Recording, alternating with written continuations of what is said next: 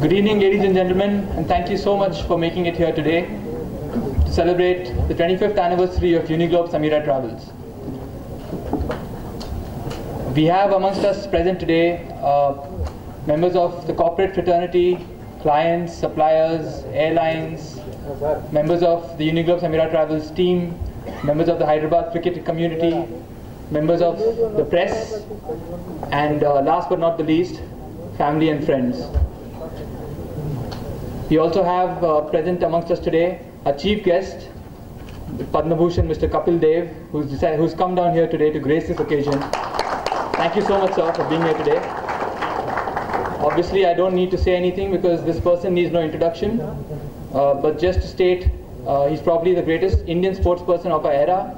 He's revolutionized the way the game is played, and he was the first man to move cricket out of the metropolitan cities of this country and take it to the small towns, which is why we have a captain who's from Jharkhand leading India today. Thank you so much, sir, for making it here today. So, 25 years is a long time, but why do we consider it a momentous occasion? Why do we celebrate Silver Jubilees? I'm sure all of you in this audience have at some point celebrated somebody's 25th wedding anniversary or a golden jubilee wedding anniversary, or have brought in somebody's 25th birthday. But what is really special about this?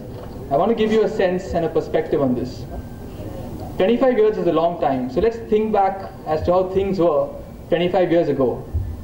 This is a time when there was no internet, no mobile phones, no 2G, no 3G, no ideas from Sirji. Right? Forget about mobile phones. If you wanted to make an STD call, you had to book a call with the operator to make a trunk call. And let me not even get into the details of how you used to make an international call. 25 years ago, the Berlin Wall and the Babri Masjid were still intact. 25 years ago, Sachin Tendulkar had still not played a match for India. Completed 25 years. It truly is a momentous occasion, especially if it has not just survived, but actually grown from strength to strength and finds itself in a more healthier state of affairs than what it was like when it began. Therefore, we wish to celebrate this occasion with all of you, most of you who are responsible for the success of this organization over the last 2.5 decades. So before we move ahead towards other activities, I would just like to give you a brief profile of the directors of this company who started Uniglobe Sameera Travels in the year 1988. Mrs. Farida Raj has been director of the company for the last 25 years. She has basically handled all the HR operations of the company, and she has looked after the interests of the staff and all the teammates at Uniglobe Sameera Travels. And more often than not, she is the person who provides them solutions to solve not just their professional problems, but also their personal ones. But to describe her merely as the director of Uniglobe Sameera Travels would probably be doing her a grave injustice, because she has also been quite a versatile individual over the last 2.5 decades. By profession, she is a special educator. She grew up in Mumbai and quickly acquired the skills of dealing with children who have cerebral palsy, as well as dealing with children who have specific learning disabilities like dyslexia, dysgraphia, and the likes. And over the last 2.5 decades, she has helped these children cope with academics and integrate into mainstream schools, and so that they're not left out. She has also... Good afternoon, everybody. It's not easy to face so many people at one time. I mean, 25 years back, probably I was more confident than I am today. But all the same, I will make an effort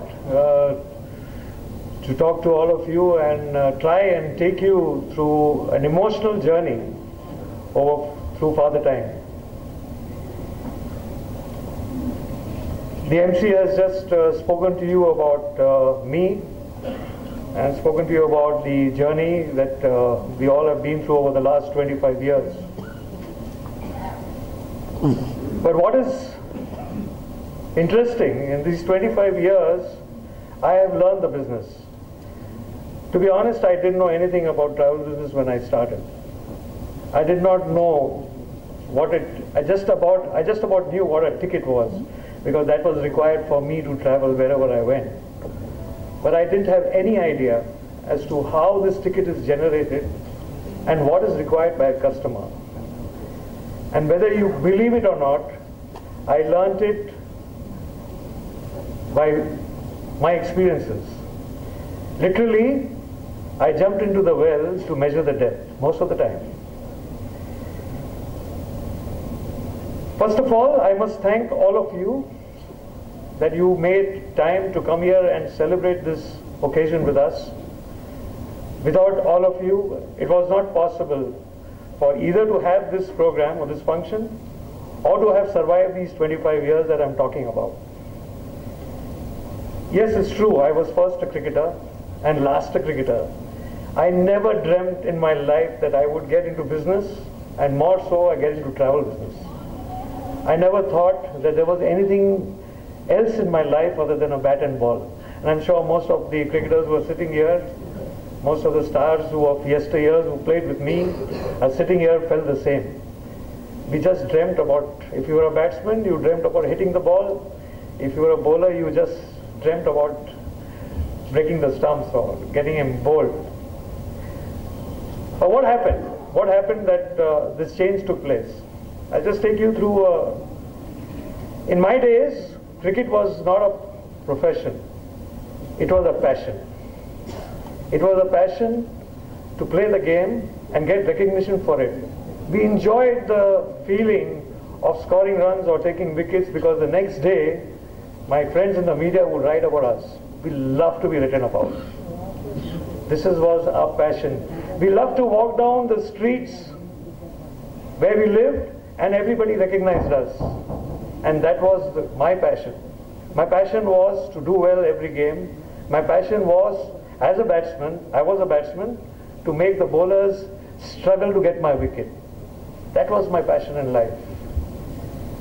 But something did not work out for me. And what was that? I was 30 years old when I played the last match for Hyderabad.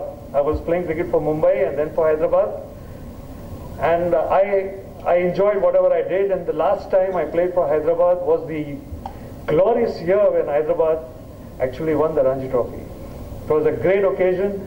I had played for Bombay and we had won Ranji Trophy twice. But the feeling of having won the Ranji Trophy for a state like Hyderabad was a different cup of tea altogether. Because number one, it was a pure team effort. It was teamwork. We didn't have stars, we didn't have big players, but we had a team which worked through the season.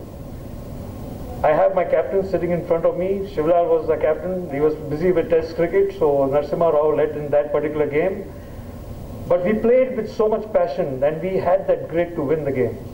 I still remember that game very clearly, and it was in that game that I had a double hundred, and I finished my cricket career with that game.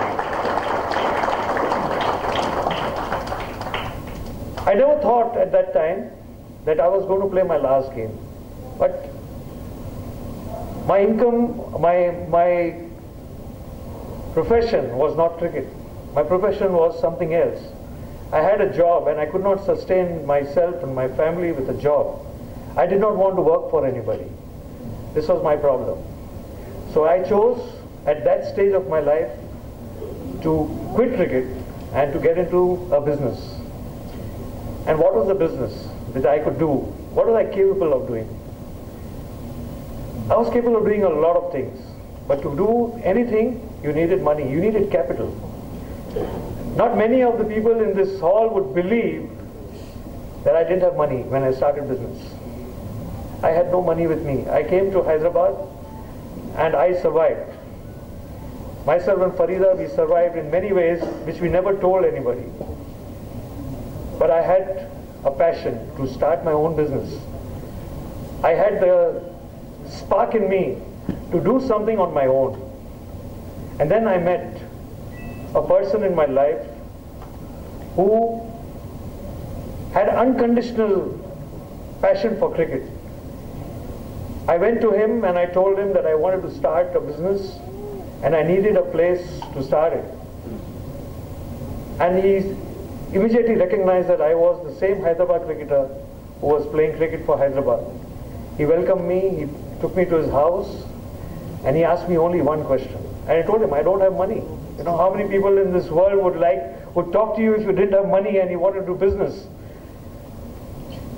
And he welcomed me and he said, look, Vijay, you want to start your business? Take the place. I said, I can't pay you.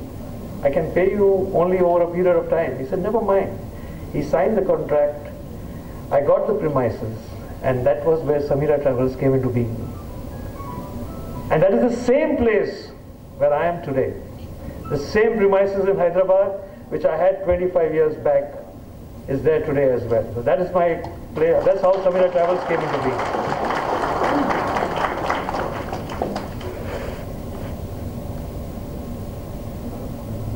The city of Hyderabad